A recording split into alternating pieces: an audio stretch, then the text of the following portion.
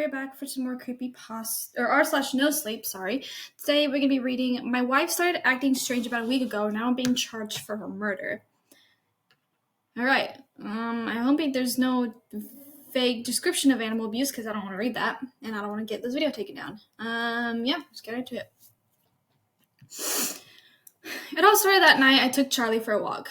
It was just another weekend night, and I had spent most of the day tending to some needed yard work, and I capped it off by shuffling some of the boxes that had been piling up in the garage into marginally more organized orientation. I was heading back inside for a treat to treat myself with a cold glass of strawberry lemonade when I realized Charlie, our 6-month-old German Shepherd, hadn't gone out yet. When I stepped through the interior garage door into the kitchen, I saw his little ears perk up, his head tilted in a question that his expectant eyes had already answered. "Walk?" I said in a high-pitched voice. Owners used to get their dogs excited. His tail wagged and paw lifted, showing it out towards me as he was saying, "Yeah, that's the one. All right, let me get your leash," I answered, and started toward the front of the house to retrieve it from the hook at the front of the door. When I turned the corner to the adjacent wall, I saw my wife, Evelyn, had already grabbed it as I was halfway down the hall. "Oh, were you going to walk him?" I asked. She smiled, and I could see she was tired. We've been married for a couple of years, so I had a good understanding of her internal clock. She was definitely an early to bed, early to rise type of person, and on the other hand, I could have been more of a night owl. During the week, I slid into her schedule because I worked a sales job which required me to be up at the crack of dawn, and then on the weekends, she'd often stay later up than me, and during the hours which I felt more active. In a way, our relationship was like a well-oiled machine. We were no by means perfect, but we had more distant differences than most couples. She was creative and commissioned painting while I couldn't do so much as draw the room I was sitting in. But we understood each other on a deep level, and our mutual love and commitment cleared the way for us to thrive. That being said, I could see the stretched fatigue pulling at her eyes more than usual. She had been working hard for almost 2 weeks on this particular mural for a local dentist's office. It was a bit out of her wheelhouse in terms of subject matter, but she had received the offer and she couldn't refuse, and now a couple of days away from the deadline. Sensing this, I held out my head and said, "I got him. You go to bed. You go to bed." "Are you sure?" she asked, ending the question with a yawn. "Yes, babe, I can use the fresh air anyways, and you look like you're about to pass out." She giggled in that subtle moment and thought she was going to. I had the thought that she was going to be the most beautiful woman in the world. "Okay, you're right," she said, handing me the leash. "But I'll make it up to you tomorrow. I know how much work you've been doing." I smiled at her, and for the moment I forgot Charlie, suddenly designed to rush over and give my wife a big hug. That was until he barked at me and started jumping up and down my leg. "Yeah, I know," I said, calming him. I turned back to my wife one more time, and that perfect image of her still ingrained deep in my mind. Her dirty blonde hair tied back in a ponytail, her green eyes half shut with sleepiness, her genuine smile, the crinkle of her nose, and most of all, the knowledge that this was in fact the woman I married. Because that would be the last time I ever saw her, the real her. I started out of the garage with Charlie, not thinking to close it. Not thinking to close it. We would just be down around the block after all. The sun had already set, so I was guided by a lamplight through our quaint little neighborhood.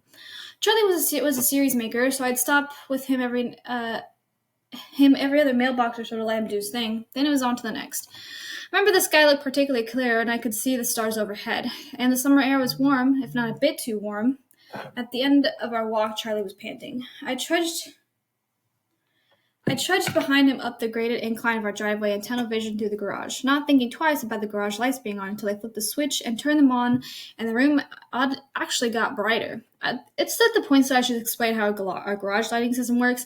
It's actually quite simple. We have a motion light system installed that activates when anyone or anything passes through the threshold of the garage.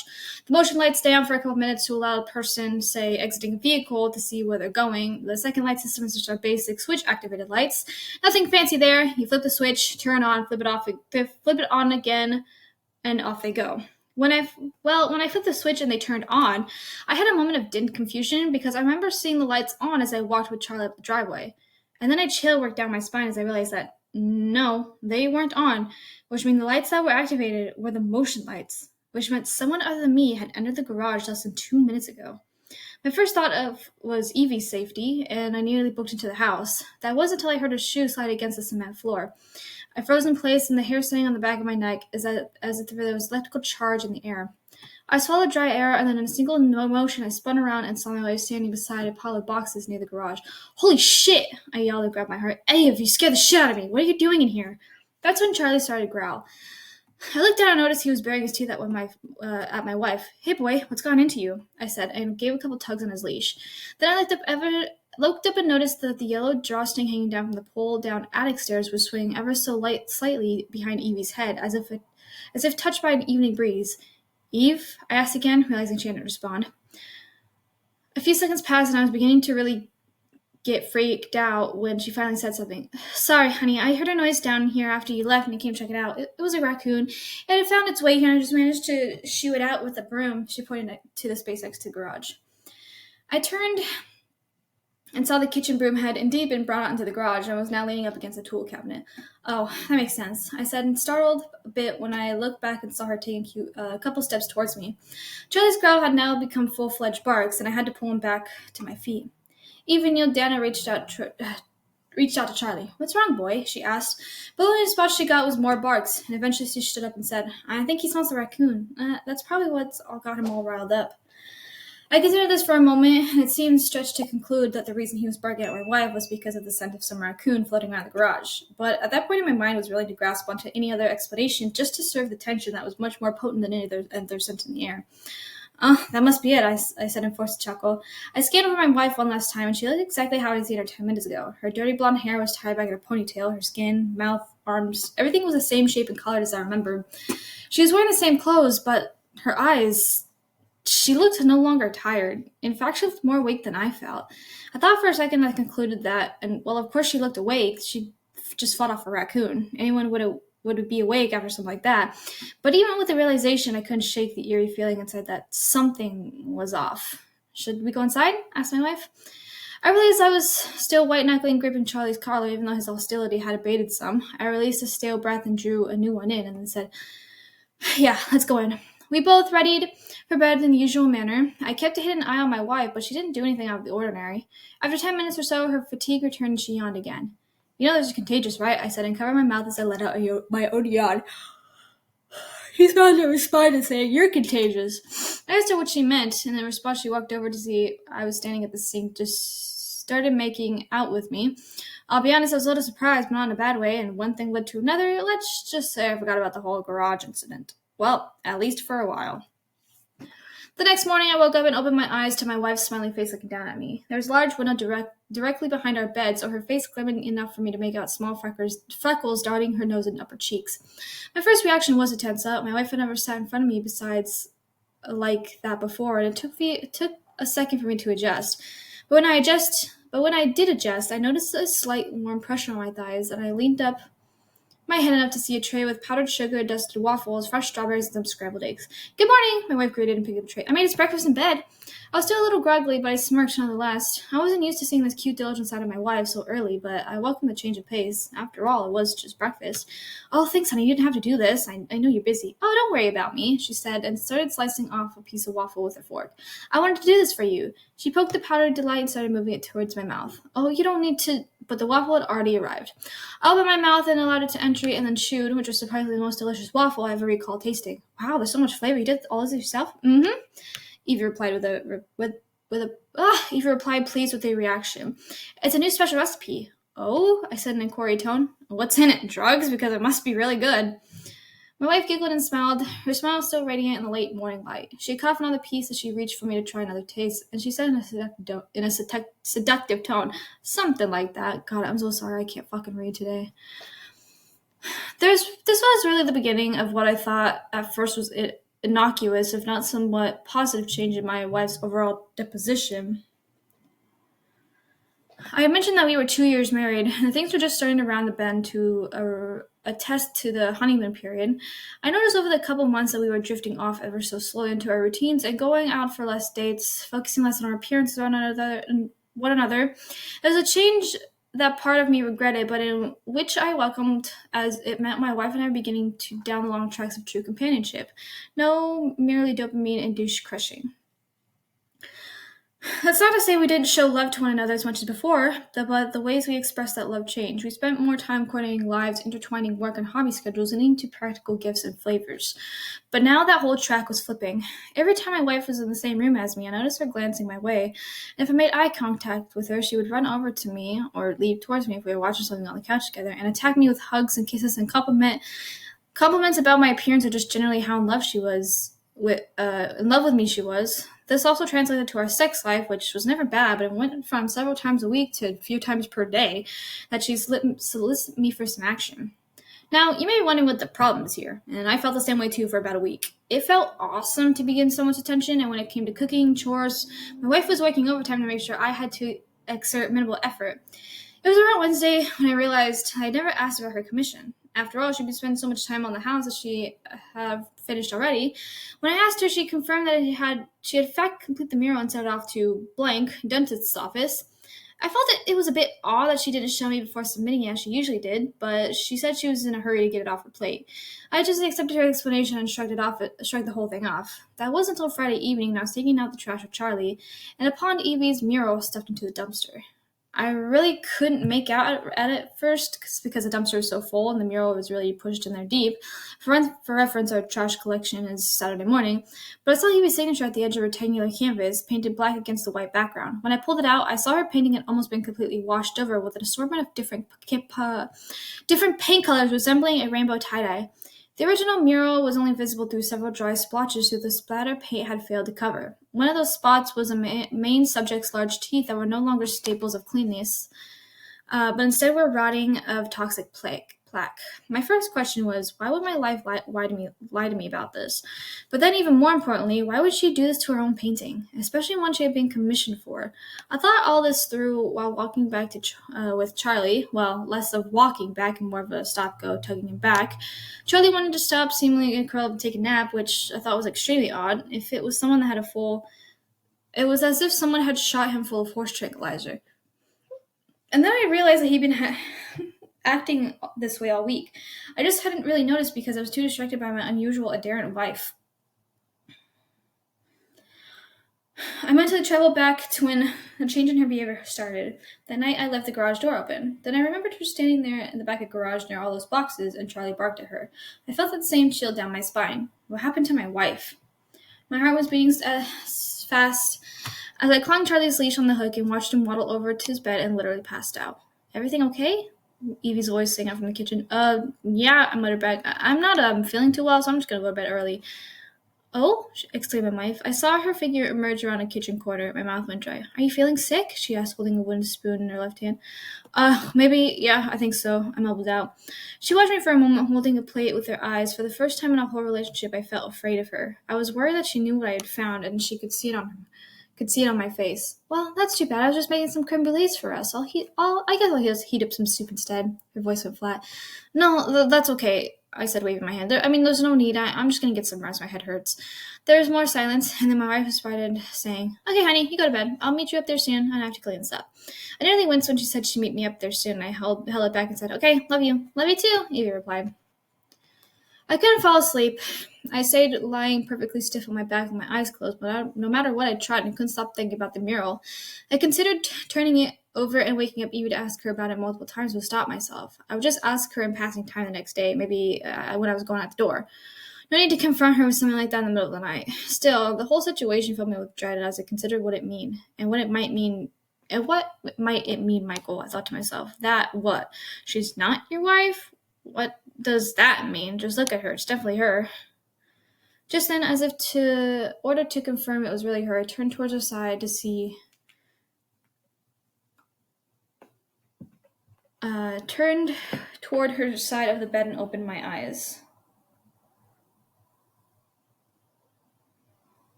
Just then, I don't know what scared me more, the fact that my wife was awake and watching me, or that she was so close that I could feel her breath from her open mouth on my face. We stayed there and locked in mutual gaze for what felt like a minute before she finally breathed out 2 words.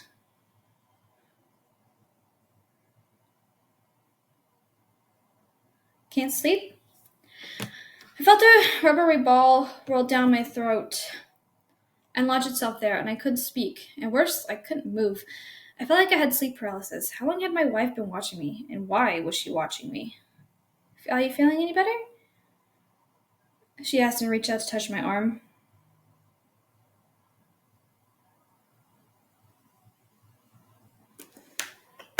Her touch reactivated something in a motor circuitry of my brain, and I recoiled from her hand. My voice was a little trembly, but I continued anyway. Why would you throw out the mural? I asked. Evie retracted her hand for a moment, and I saw anger seep into the shallow of her facial features, but only for a moment. They then returned a playful smile. Oh, he found that? Eve, why would you do that? I asked. Well, I wasn't happy with the first one, so I threw it out and redid it. In 2 days? I asked incredulously. Her smile faded. Yes? Don't you think I'm capable? Of course I do, I replied. But I mean, you spent all that time on the first one just to throw it out. Well, it was bad. I needed to redo it. The last week had made me unused to her being this pushy, but I continued anyway. Why was it bad, and why did you send the new one? Of course I sent in the new one. It should be there now, hanging on the wall. I really don't appreciate you treating me like this. I took a deep breath and tried to fit all the new pieces of the puzzle together. If Evie had really thrown the first mutual out and made a new one and submitted the revisited one, then technically she never did lie to me, although she was withholding a lot of truth, and just what that was the first mural that had her so upset. I wanted to ask, but I was getting tired now. The fact that Evie was willing to talk this out made me optimistic that we could work it out tomorrow. Okay, I'm sorry for raising my voice. I just didn't know any of that, and so it kind of caught me off guard when I saw your mural in the dumpster, she sighed. It's okay. I should have told you earlier. I was just a little embarrassed as all. Can you talk about it more tomorrow? Sure, I said, and that was our last of our conversation for the night. But I still didn't get much sleep, and every time I drift off, I pictured my wife next to me, eyes and mouth wide open, watching, waiting, and breathing. I got up early and told Evie I was going to get some supplies at the home goods store. She protested, saying how my breakfast could get cold, but I assured her I wouldn't be too long, and with little time in the microwave, it would be just fine. When I got to the store, I didn't go inside. Instead, I stayed in my call-in car to Evie's mom. We had been so close ever since Evie and I started dating, I figured her insight might prove to be fruitful. Hey, Chris, I answered. Oh, Michael, how are you? It's pretty early. Is everything okay? Yeah, sorry about the hour. There's something going on with Evie recently, and I wanted to press that by you if that's okay. Of course, is she okay? Are you okay? Yeah, I mean, I think so. It's just, I was wondering if it's not too personal, if there's any psychological disorders that run in the family. I sighed. Sorry, let me tell you what's going on. Last week, Evie started acting different. I mean, not necessarily a bad difference, but she's been super lovey-dovey, like to the extreme proportions. And the other night, I found one of her murals she spent 2 weeks on in the trash. She never even told me that she threw it out, and I guess she didn't like the design and redid it in 2 days. And I guess she's also been cooking a lot, and like many adventures dishes that I didn't even know she was capable of. It doesn't feel like my Evie, you know what I mean? There was a brief silence, and I was afraid I might have offended her, but before I could apologize more, she cut in. Yeah, I hear you. I mean, in terms of psychological disorders, there's none that I know that run in the family.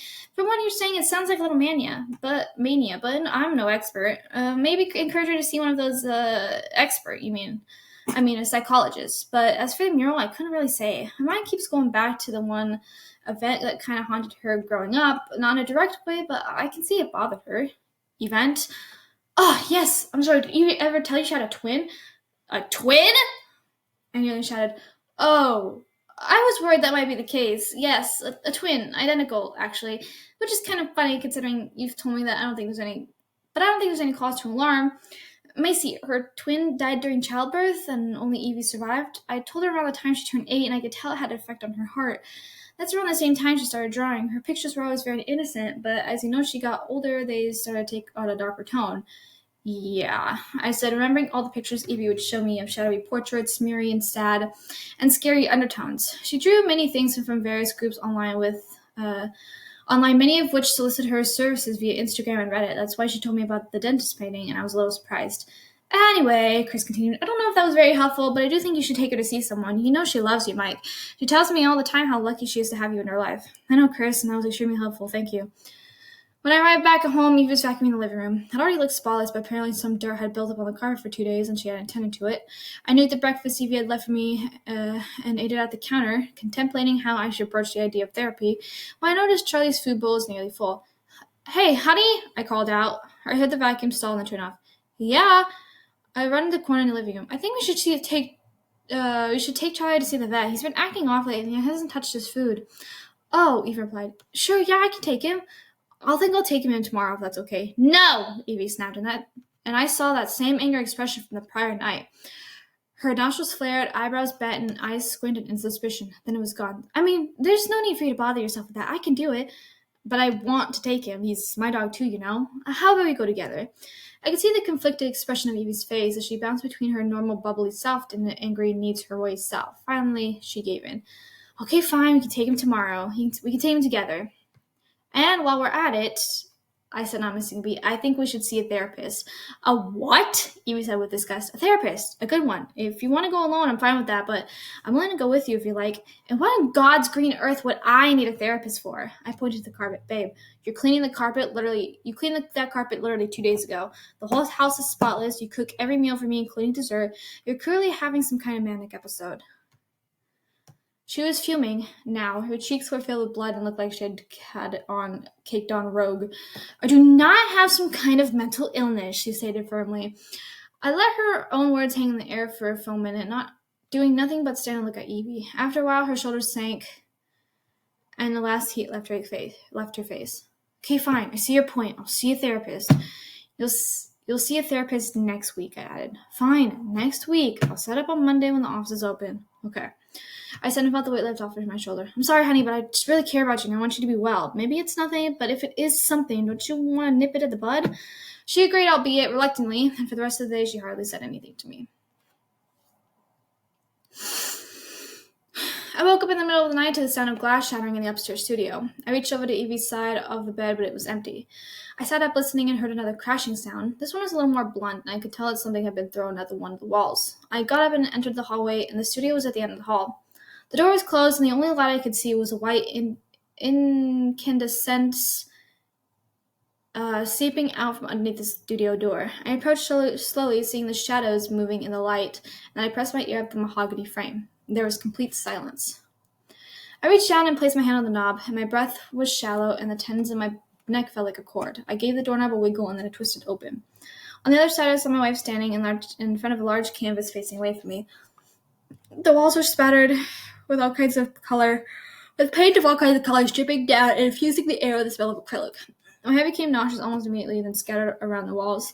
I saw broken glass jars and snapped paintbrushes from torn canvases. What? I murmured, almost too quietly to hear my own voice. The picture of my wife's face when she turned around will stay with me for the rest of my life. It was coated with black and purple paint. Some of it had dried onto his skin, and some of it was wet and bubbling like dark tears and flamed boils. Her eyes looked especially white against the contrast of her painted face, and her gaze was hard, piercing even. Paint was dripping off her nose, cheeks, and chin, and I watched as her tongue poked through her mouth and licked the bubbling paint off the top of her lip. She swallowed it and then walked straight past me out the room. I didn't breathe until I heard her make her final step down the stairs. Then I nearly collapsed on the floor. My head was spinning from the toxic fumes, but also from fear. My saliva was hot, and I could tell I was on the precipice of throwing up. Before I ran out the door, I saw the painting that Evie had been working on. It was the most disturbing thing I could ever seen, and I think it was a portrait of my wife, and of my wife. There were two of them. The first one was kind of an accurate description of what my wife normally looked like. Blonde hair, pretty face. The second one looked like some kind of demon. She had dark horns sprouting from the top of her head, and her face was shadow-like, except for the huge red Joker smile. The scary version of my wife was strangling the first one in the background, and I could make out the stack of boxes. Just then, I heard Charlie let out a series of barks. This caught my attention immediately, and I sprinted out of the studio and downstairs. I expected to see Charlie barking at my wife, but she was nowhere to be found. I turned on the lights and crossed the living room to the dining room where Charlie was standing and scooped him up in my arms. Okay, boy, time to go, I said, and then I ran him through the kitchen into the garage, tapping the automatic door opener, which reeled back into the large garage door. It was in that moment that I saw the yellow rope leading to the attic above the garage, and I remembered that it was swaying the night I had left the door open. That night this all started. Looking back, I should have just ran out of there with Charlie, and my car was in the driveway. I should have gotten in and drove off, but I just had to know what was in the attic. I set Charlie down and told him to stay. He had stopped barking, so I'd figure whatever that thing masquerading as my wife was, it wasn't close enough for Charlie to smell it. Then I stepped over a couple of small boxes and pulled on the drawstring, retracting at the panel of the half flight of wooden steps leading up to the overhead attic.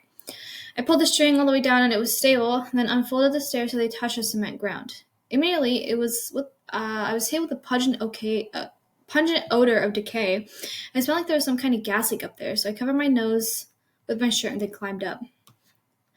The attic was tall enough for me to stand and walk through so long as so long as I bent every now and then to dodge one of the triangular support beams. When I actually emerged atop, the scent was even worse. It smelled like the butcher had been fermenting high meat all along these walls. I took out my phone and activated the flashlight, then waved it around, and the first thing I saw was my wife's paintings. There were loads of them, scattered along the edges of the wall. I looked closely at a few of them and saw they were dark. Most of them had been portraits of some witch-like figure, but occasionally there were ghosts and other spooky things. Just who had been commissioning these? Then I arrived at the source of the scent. A blue tarp had been thrown over whatever it was, and I could see flies swarming around it. I already knew what I'd find. Part of me wanted to leave it untouched so that I would never really know, but I couldn't do that. I wanted to know. So I reached down and pinched the tarp and threw it off, and then threw it off my wife's decaying corpse. She was clothed, thank God, but mostly still recognizable except for the maggots that had started eating her eyes. I turned and threw up on the ground next to me, and that's when I saw the Ouija board resting against one of the posts. It was in immaculate condition. I was just about to go grab it when I heard Charlie barking down below me. Shit. I turned to the entrance of the attic, but it was too late. Charlie's barks became whines, and then one final cry before going silent. Buddy? I called down. No response. Someone had turned off the lights, so all I could see below was the dim reflection of the moon coming from the open garage door and landing on several of the shiny objects. I waited atop of the percher, picturing my wife's eyes staring up at me from the garage below, and I felt my heart pumping in my neck and ears. Eve, you there? I called, hoping I could get the thing to give away its position. More silence. I tested the first step, and to my dismay, it creaked. I retracted my foot listening, but there was no reaction. I skipped the first step and stepped down into the second one. I kept picturing my wife standing just at the side of the darkness watching me. But I continued on the ground until I was on the ground. I took another step and felt something obstruct my path. It was Charlie. I bent down and rubbed his fur, and although I couldn't see it, I could feel the holes where he had been stabbed, and the blood slicked over my hands. I took another look around, now imagining her somehow suspended in the upper corner of the ceiling, and I opened the garage door. Was it really going to be this easy?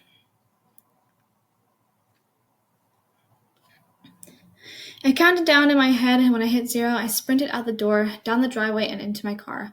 Somehow I made it in and clicked the ignition, and then I was driving away. I called the cops as I drove to my brother's house, he lived a couple towns away, and told him everything. Mostly that they were concerned with the dead body I had mentioned in the attic above my garage. When they heard that, they said they'd dispatching officers right away. Of course, they wanted me to stick around to answer the questions, but I told them there was no way, not with that thing in my house.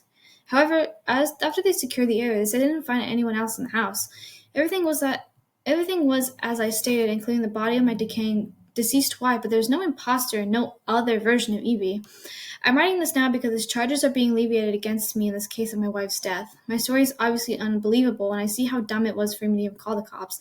But at the time, I just wanted to do the right thing. They think I killed my own wife, my sweet Evelyn, but I didn't. Whatever did kill her is still out there. What's more is that the next day, while I was getting some supplies out of my trunk, I noticed there were drops of balloon black paint on the floor mat. My stomach dropped, and I realized the imposter had been in my car the entire time, using me as a means of escape. I told my brother, but I don't even know if he believes me. Still, I know what I saw, and I know the truth, and I know where that thing likes to live. I asked my brother if he has any attics in his house, and he said he has 2, one above the guest room and the second floor, and on the second floor and one above his garage. I haven't checked them yet, but I'm scared what I might find if I do. But I'm even more scared about what'll happen if I don't. That's creepy, but okay. Yeah, sorry if I was reading far too fast and stumbling over my words a lot. I'm, tired. Anyways, hope you enjoyed it. If you're new to my channel, everything's down in the description. I love you guys, and I'll see you later. Bye-bye.